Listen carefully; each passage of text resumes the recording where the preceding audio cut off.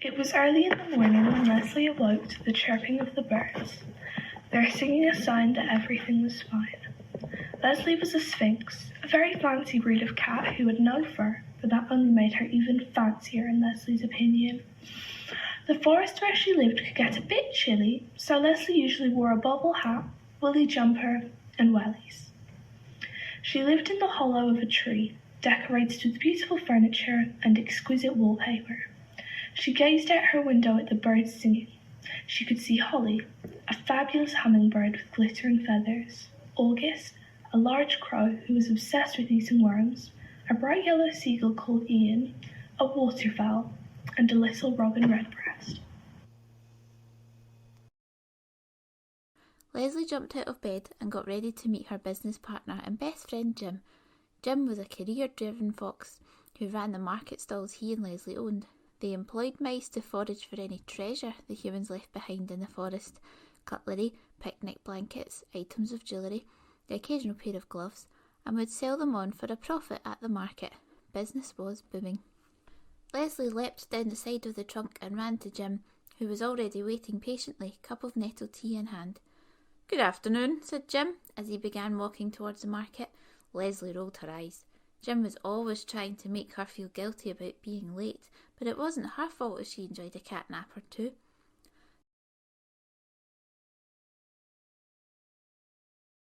The two strolled side by side, taking in the view, saying good morning to their employees, checking in with the mice who were in charge of running the floor. "All good here, boss," they said, their blue puffer jackets keeping them warm against the morning chill. Next, Leslie and Jim visited their second-in-command, a badger named Grant, who looked after the market when the cat and fox were away. He confirmed all the facts and figures were as they should be, and that the market was thriving.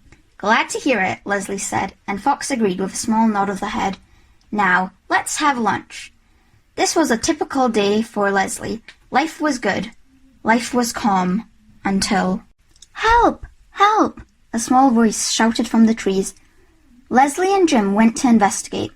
They found a little hedgehog lying on her back, tangled up in rope. Leslie's heart was pounding.